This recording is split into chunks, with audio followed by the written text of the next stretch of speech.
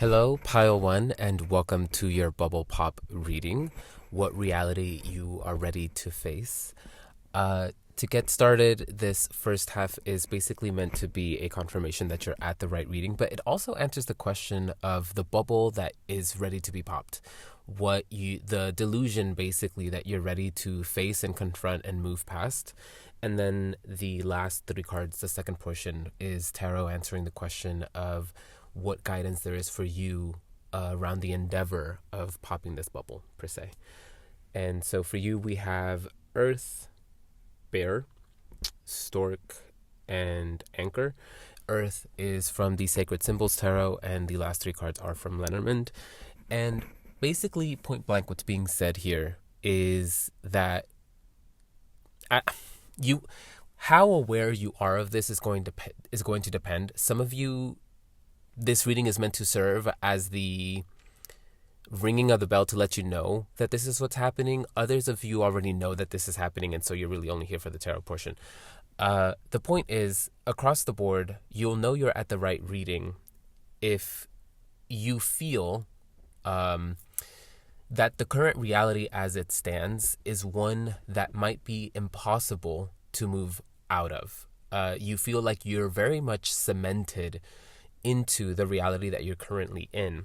And a lot of that has to do with how long you've been maintaining your current reality. Maybe an example, not saying that I'm getting this energetically, just an example to help you understand what I'm kind of feeling here, is when you spent and again, this is a hypothetical, it doesn't matter how old you are. You've spent 25 years at the same company, and it's been good. There hasn't been anything bad, but you know that there's better for you out there. But you've sank 25 years into this company. And that's the energy that I'm getting, where it's like, well, I've spent so much time here. This is just what I'm comfortable with. This is just my reality. Why would I want to agitate it? And yet, you haven't clicked off, and you were called to this reading, which is pointing out there's a reason you feel that way. And it's because there is more to be had from life. There is more to life than just this as it stands. And that's not to say that that the choices you made that have led you here, it's not to say that it's all been a waste. It's not to say that you should have been doing something else this entire time. There's no energy of that here.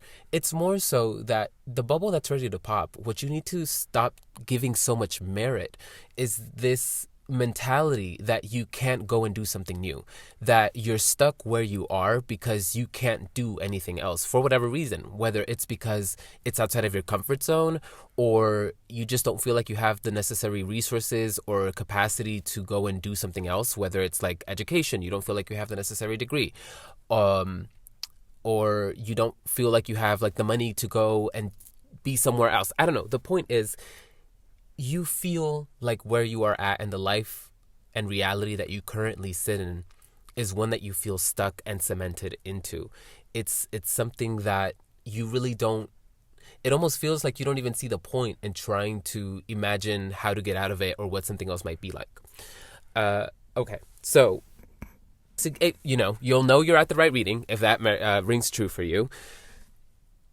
Tarot answering the question of what guidance there is for you here. It's pretty point blank, but I'm going to take my time through it anyway.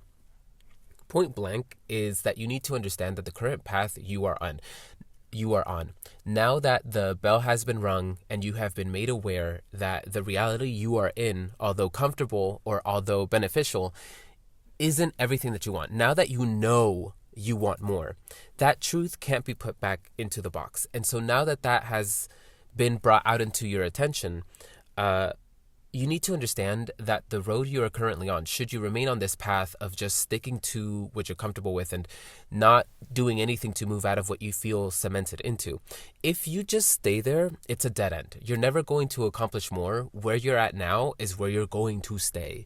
Whether that's energetic, like for some of you it is energetic, where you just feel like energetically stagnant, like nothing really has happened. So or maybe, I don't know. For some of you it really is more internal and energetic. For others of you it's more like tangible, more physical, like a job or a relationship or a certain place that you know you shouldn't be in anymore. The point is, all of these reversals, that the three tarot cards that we got all came up reversed, really indicates to me just how much of a dead end this is for you. And not only a dead end as in in the future it won't lead anywhere. It won't create any more of a future for you.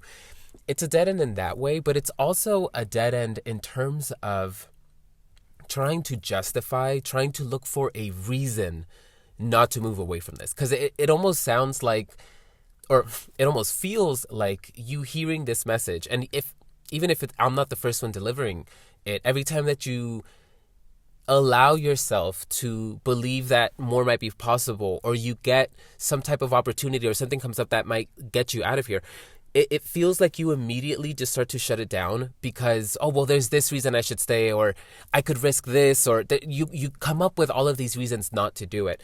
And that's also a dead end. It's like the desire is there, and try as you might, you're never going to stop wanting to get out of that. And so the task here, to get into the specific cards, is to accept the loss.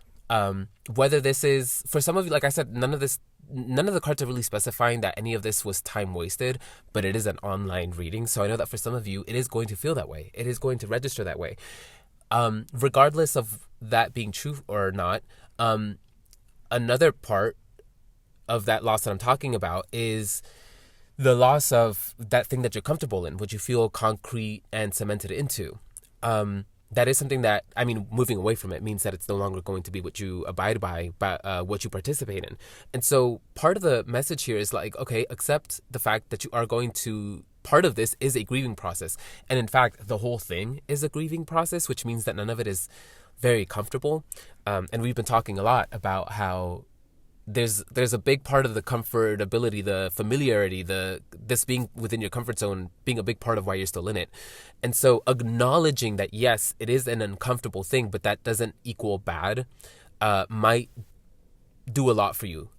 So keep that in mind, that accepting that this isn't going to be a comfortable process, and accepting that this is going to require that you make space for grief, might make this process easier.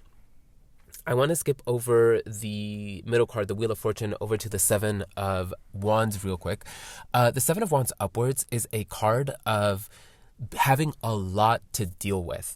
Regardless of context, that's just what it is, where there's this, I don't want to say it's overwhelming, but it's like right at that, it's right at the brim, where if there was another thing to deal with, then it would be overwhelming. But we're basically at our cap point where we have all of our hands, each hand in a different fire, and we've got our eye on something else. Like our focus is kind of like not spread thin quite yet, but it is spread out to the point where all of our faculties, all of our attention, all of our energy and resources are kind of taken up and accounted for, basically. And so the reversal then pushes that past the brim into an overwhelm.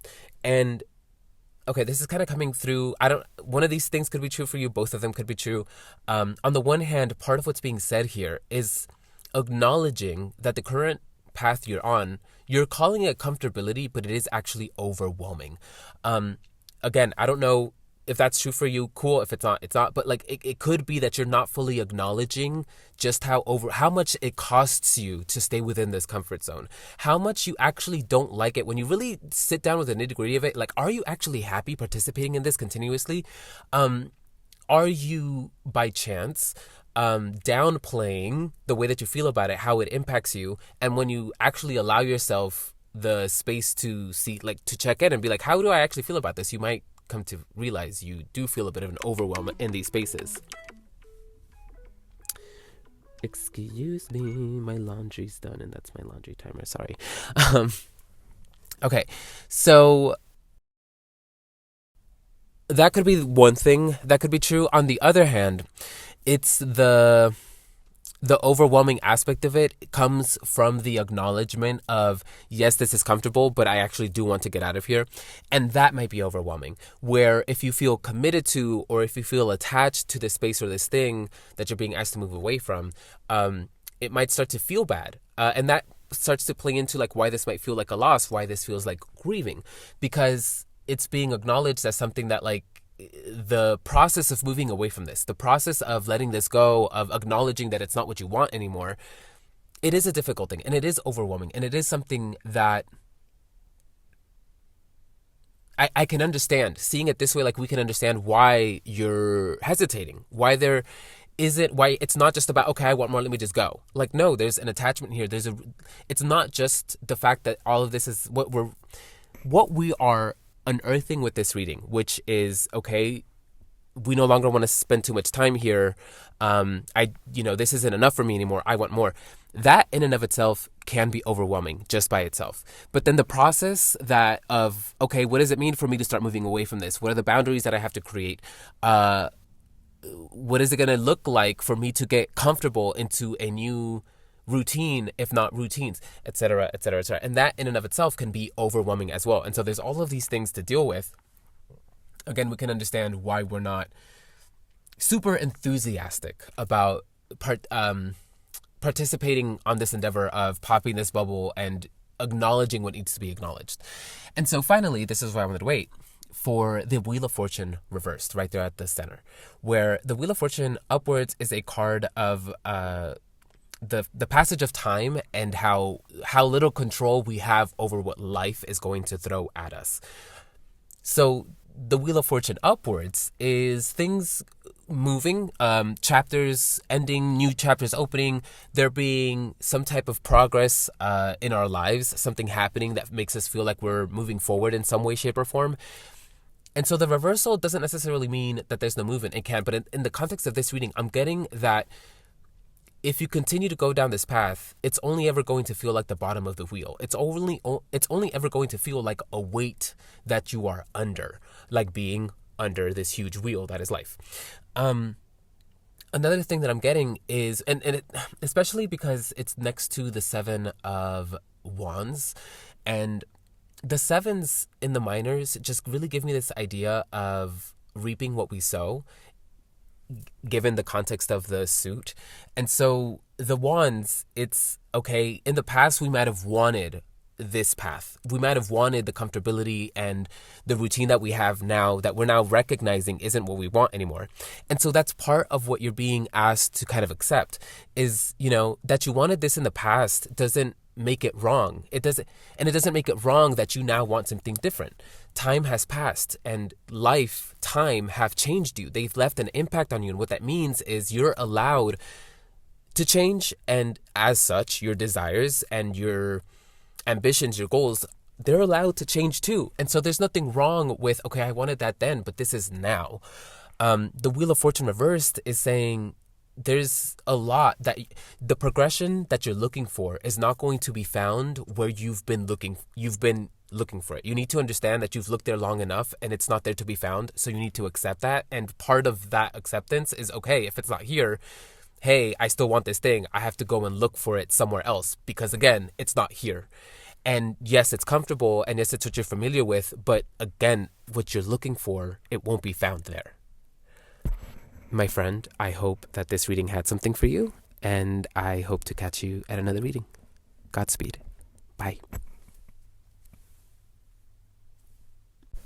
Actually, no, hold on. There's like one more bit where this was the message that was coming through when I was really pulling your whole reading together and understanding what it meant and what it was trying to say. Is the most effective way for you to not get past this, but the best way for you to deal with this is to understand that grief, it's not about the grief itself. It's that the grief has to be a vehicle for the movement from this period, this reality, into something else. If the grief is as far as you get, then that is another dead end. The grief cannot be the grief by itself. Of course, by nature, grief is going to require some time where that's all that there is. But the point is, it cannot just be the grief. The grief has to be something that moves you into something else. It has to be something that pushes you into action.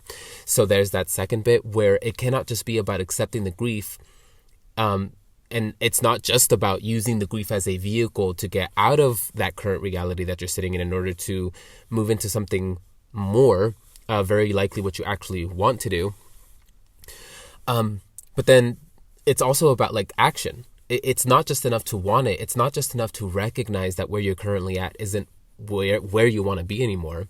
That is part of the process, yes, and spend as much time as you need to get there and get comfortable with that. But the point is, unless you are actually putting tangible action behind those desires, it's all pointless. It remains a dead end until you are actually moved through those feelings of grief and maybe even frustration of being there for so long, whatever the case is.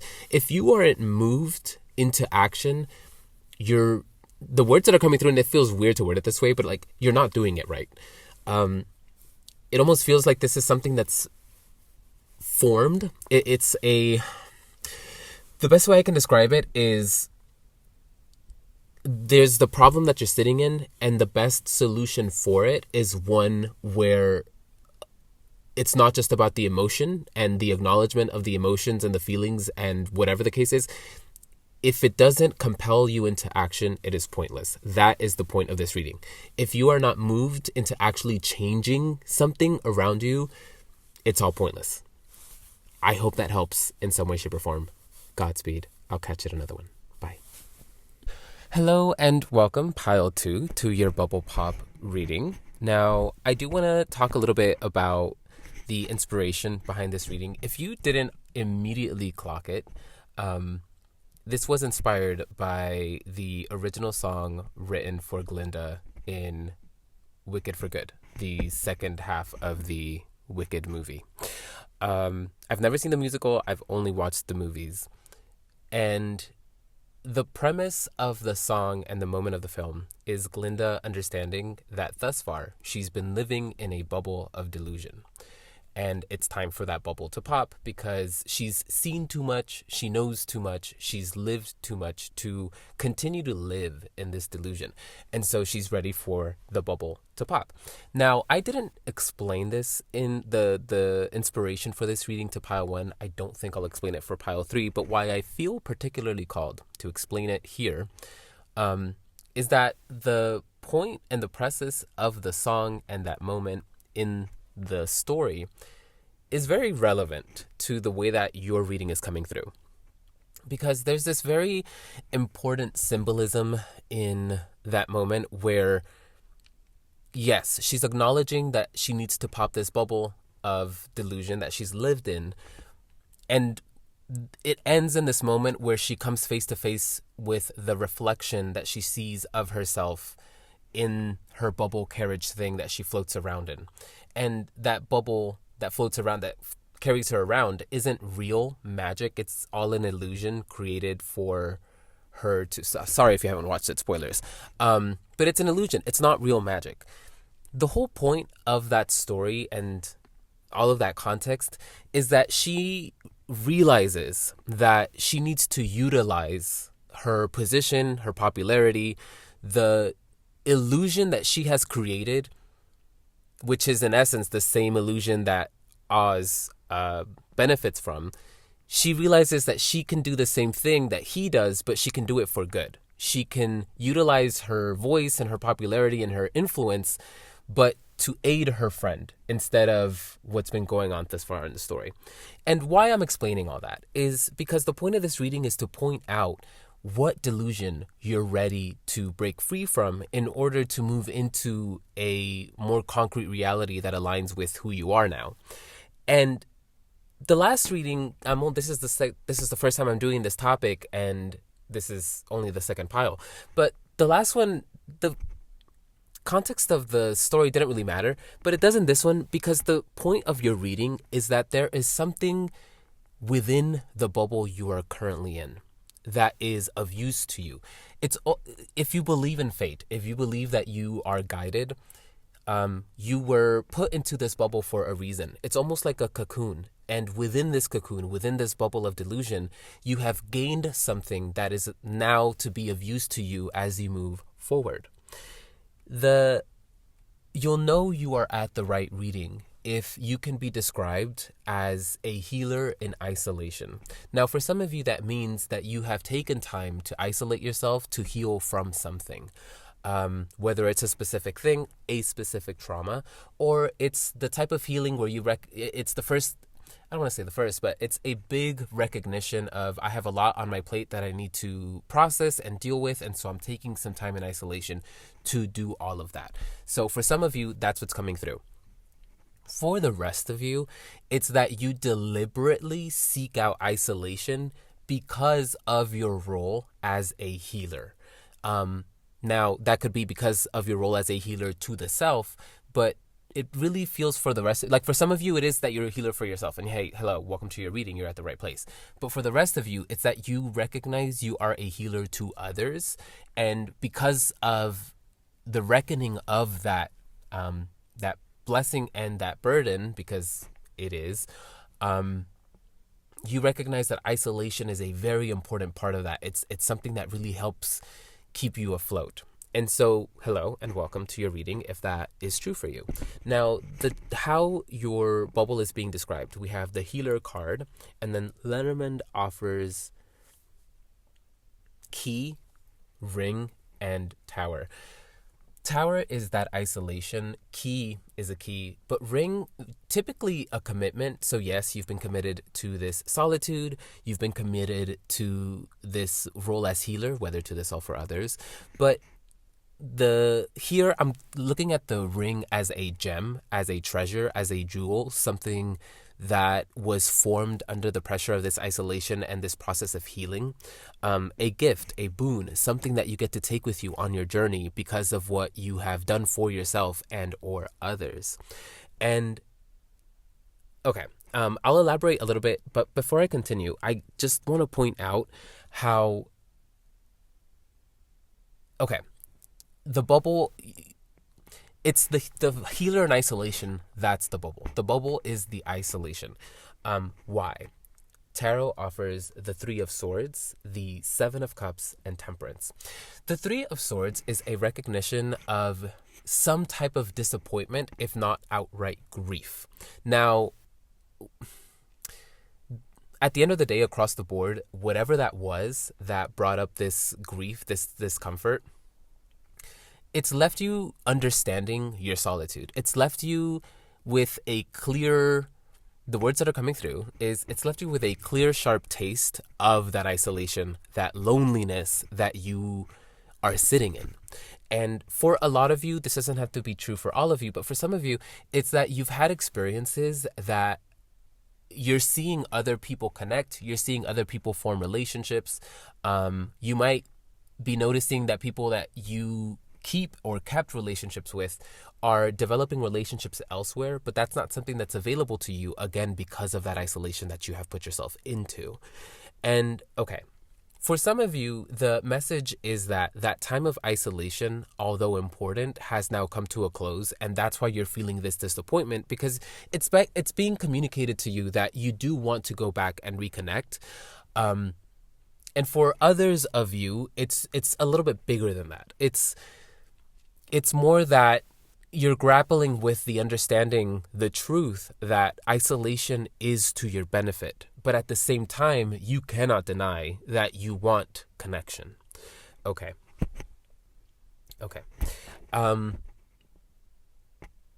Moving forward, this is for all of you, where it's basically the secret is you can do both.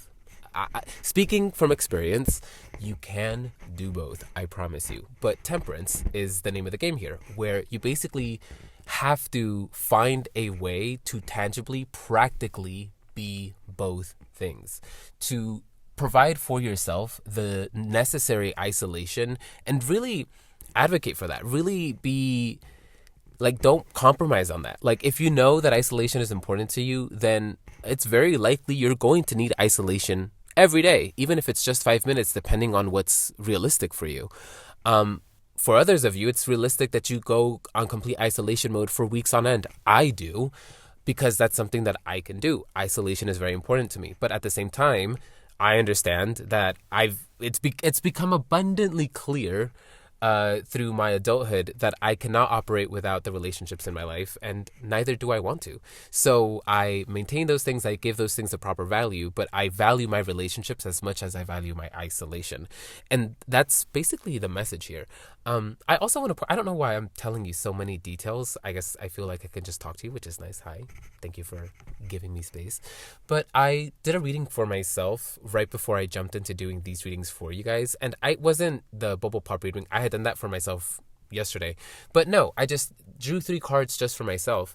And just, it was just something that I like. It's something that I like to do before I do these readings. And the message was very clear that each pile had something for me. And if it wasn't that it had something for me, it was that I was to draw directly from my own experiences to deliver the messages, which is why I was talking about my own experiences with those things. I usually don't like to do that in these readings, but I feel called to.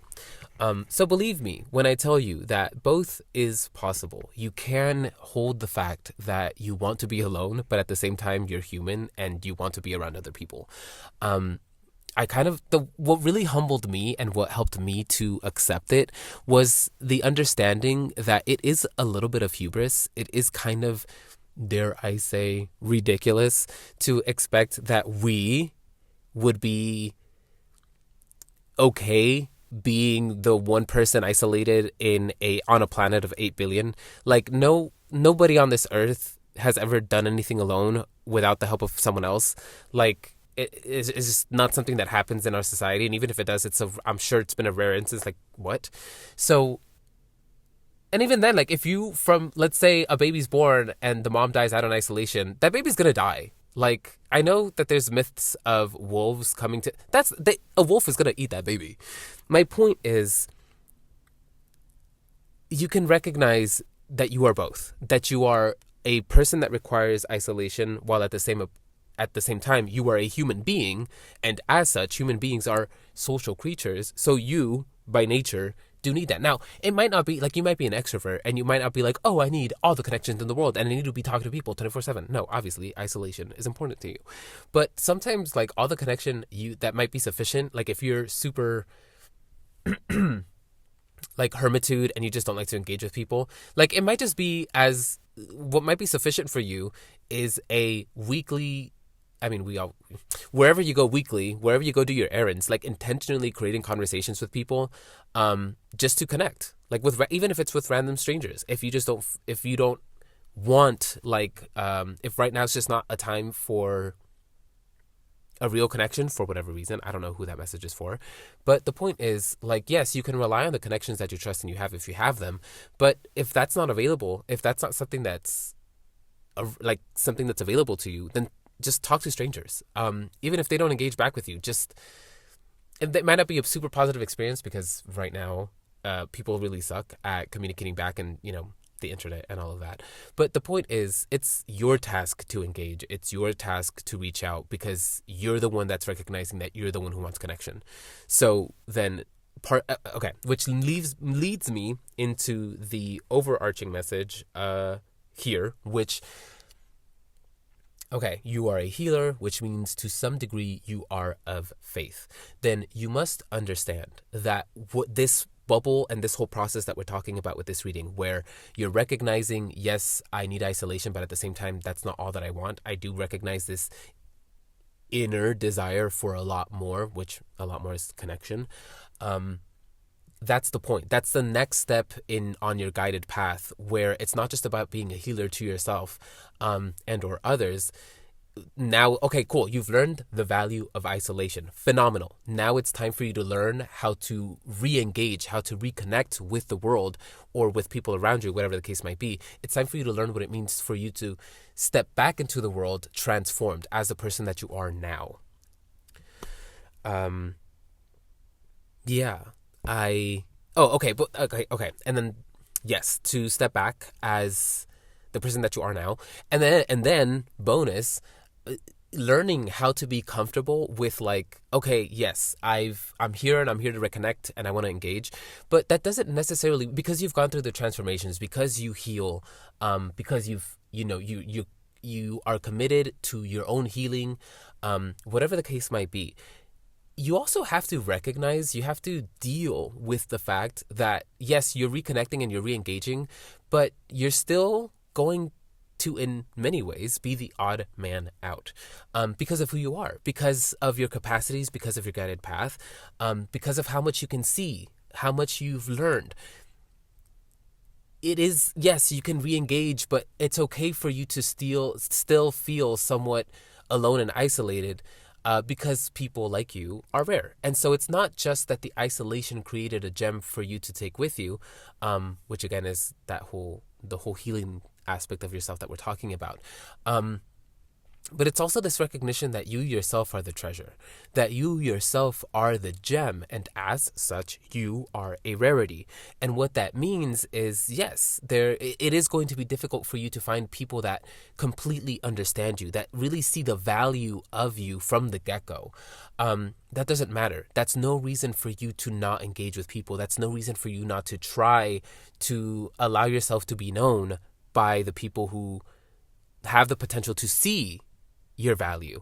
But you have to give people the shot. Like, that's the point, is you have to have a little more faith, not only in yourself, but in people.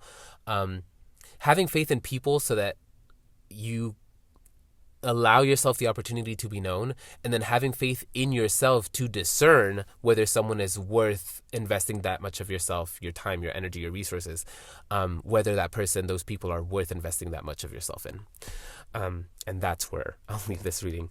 I hope that it had something for you. Godspeed on your journey, and I hope to catch you at another reading. Bye. Hello, Pile 3, and welcome to your Bubble Pop reading, What Reality You're Ready to Face. And for you, we have New Life, and then Lenormand offers Dog, Mice, and Bouquet. Tarot finally says the Moon, the Chariot reversed, and the Page of Pentacles reversed. Okay. You'll know you are at the right reading if one of these two things is true. For the first majority part of you, it's that you've started a new life somewhere, whether it's that you actually went somewhere physically, or you just recognize that there's this chapter that you're in that is, you've labeled it as a new life. And you're now sitting in the harsh realization that this new life isn't what it was kind of advertised as. You didn't get what you thought you were going to get. And in fact, you're not at all happy with where you're at. You recognize that you are in essence committed to something that is robbing you of something, your energy, your time, your resources. The point is, you are recognizing it's either the new life itself or something that is a part of that new life that is actively taking away from you your experience, your enjoyment, your peace. And it definitely feels like, for some of you, it's the bubble that needs popping is you trying to justify staying here. For others of you, the bubble that needs popping is the fact that this is happening in the first place, that it's recognizing, okay, no, this is an actual problem, and when I look at it, I'm actually losing here. Okay, so the first group is that. The second group, and this is for the minority here, it only feels like a few of you, because of New Life's symbolism being, I think it's called an Ankh, I do not remember, but I do remember that this specific tool that is being depicted here in the symbol is one that resurrected. It's one that brought new life where there was none before. And what I immediately got from that was some type of health crisis, like where you had to go to the hospital for something and you left with a diagnosis that meant you now had a new life, because what was this health crisis basically meant that you couldn't live the way, you can no longer live the way you've been living so far. And so your commitment to that lifestyle, may very likely one of overabundance, one of just a lack of self-control, led to this festering, to this issue that had to be addressed, and so now you have to engage in a new life that does feel like it is something difficult because it's so outside of what you're used to. Okay.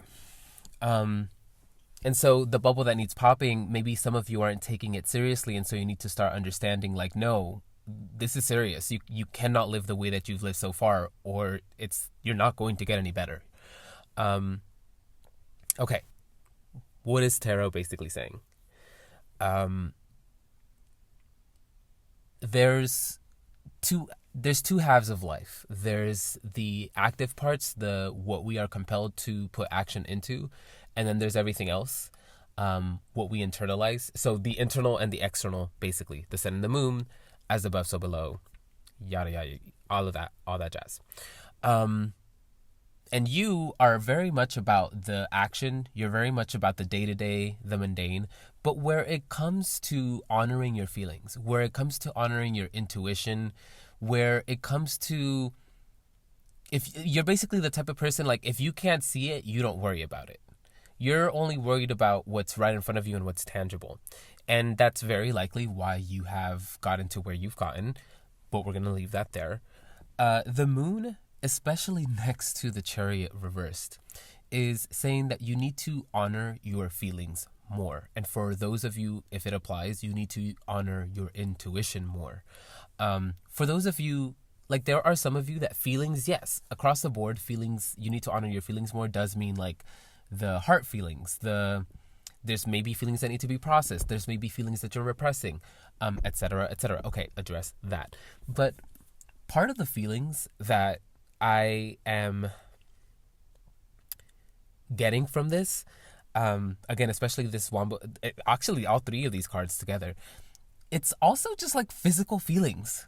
Like especially for those of you that this is a health thing, like, you're the type of person, like, oh, you might wake up with a pain in somewhere, like, inside of your torso, like, let's say, like, your kid, I don't know, where you think your kidneys might be, like, you're feeling a pain there, but you're like, I don't want to worry about it because I don't want, it's okay, I'm not bleeding, I'm still walking, I'm okay, and you ignore that feeling. And so that's what I'm talking about. Like, for, like, across the board, you have issues with addressing your heart feelings, the emotions.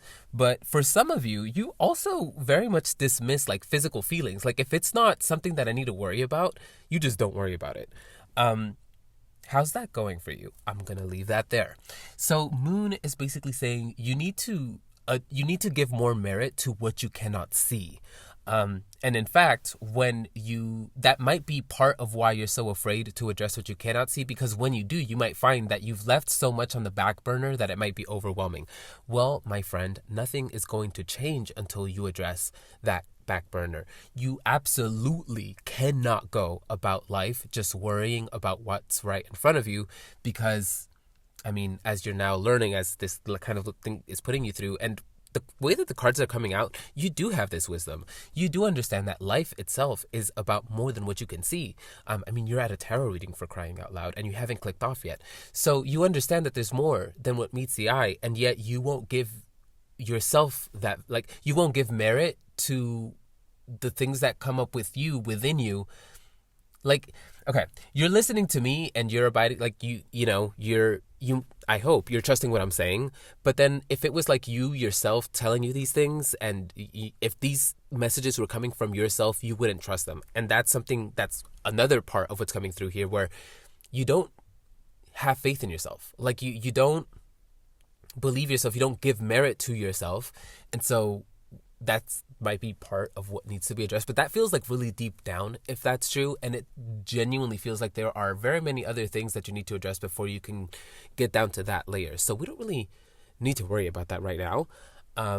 We'll blow up that bridge when we get to it. The point is, you start by spending more time giving merit to the internal, to the unseen, to feelings, again, whatever that might be, whether actually emotions or, like, physical, tangible feelings.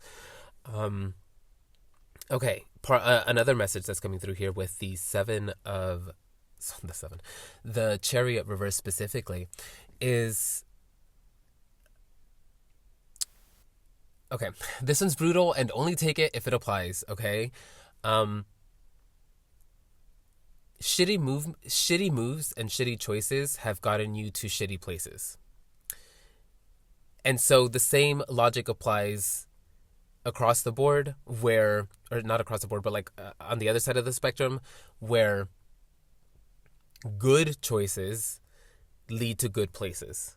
And so you're being given these experiences so that you see what happens when you make choices that don't align with. For some of you, it feels like you knew what you wanted, but you didn't advocate enough. You didn't make the right choices to stay on that path. You allowed yourself to be swayed. For others of you, it's that you thought you wanted this and now you recognize that you don't. So now you're trying to move away from it. Okay, well then give that merit. Give your desires to move away from this merit. Give the fact that you have somewhere else that you want to move towards merit. Take that more seriously and then start doing that. Shitty choices get you to shitty places. Better choices get you to better places. The Page of Pentacles reversed is basically saying that there's nothing. Okay, for some of you, it's that there's nothing left for you to invest here. For some of you, it's that you need to accept that what you've invested here, the returns suck. And that's just something that you have to accept. It sucks. It happens. Move on. Basically, you lost here. There's nothing left for you to gain. There's no, well, maybe if I plant here again, the next harvest will be better. No, the soil is shitty. The harvest will be shitty. You need to accept that. You need to stop planting here.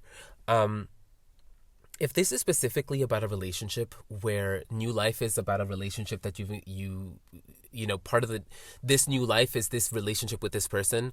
I'm getting specifically for some of you, like you've actually gone and started a new life with this individual, like whether you've moved away from them or you've like married them, and whether like literally or you've moved in with them and you're kind of recognizing that this is the person that you are kind of tethered to. It's basically saying they are not giving you or your emotions merit. They're not taking you or your feelings or what's best for you seriously. And so it's up to you to start taking those things seriously. And when you start to take yourself and all, you know, what's best for you, your feelings, when you start to take yourself seriously, that's when you'll be able to really move towards where you need to move to. Again, take that as it applies. I'm trying to see if there's any last messages here. For some of you, okay, hold on. Okay, because, this specific deck, the Moon card in it only has a wolf, and traditionally the Moon card in tarot has both a wolf and a dog. And it was like clear to me as soon as I flipped the card over, like, oh, there's only a wolf. But I didn't see that the wolf is howling up at the moon. But then if we're looking at the whole reading, it's also looking up at the dog card above it. And so we still do have the dog here in this spread. Okay, what am I getting from that? Because that's also, the dog and the wolf are meant to symbolize this dichotomy, this duality between like the feral wild side within us and then the more domesticated civilized person that we are to exist within society and in our relationships and etc. And then the chariot itself always depicts two types of creatures that also represent a duality. That's why there's always one that's black and one that's white. And so in this deck it's two horses. Traditionally it's sphinxes. Traditionally it is horses. The rider weight makes it sphinxes. The point is, there is this idea, this energy of there is what's within and there is what's without. And so it's not that how you've abided thus far is wrong. The fact that you've only really focused on what's right in front of you, basically what's being said here is, okay, yes, for a specific few of you, there did need to be that lashing of like, hey, shitty choices got us to shitty places. And if that lashing was for you, great, take it.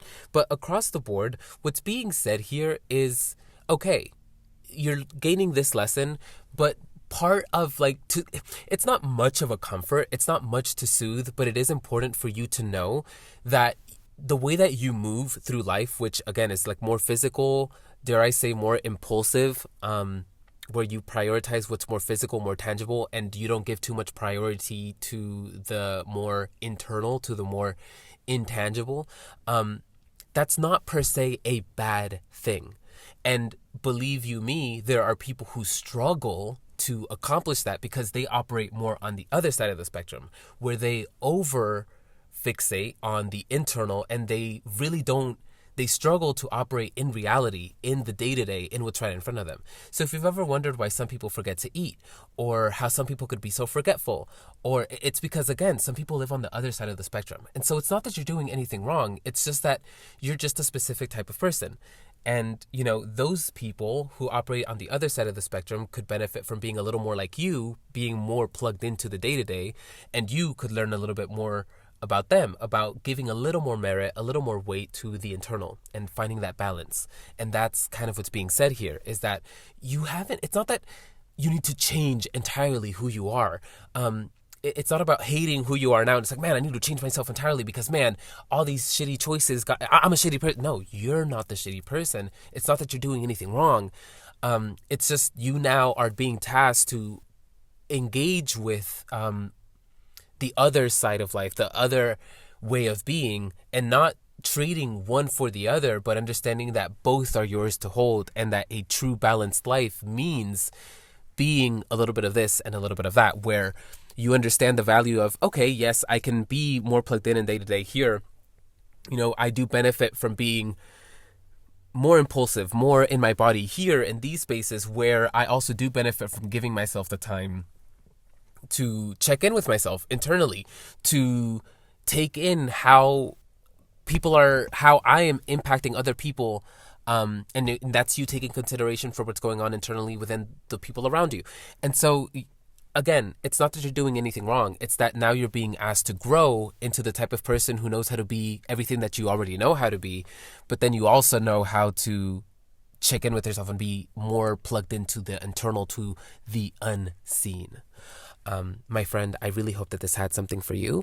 Godspeed on your journey, and I hope to catch you in another reading. Bye.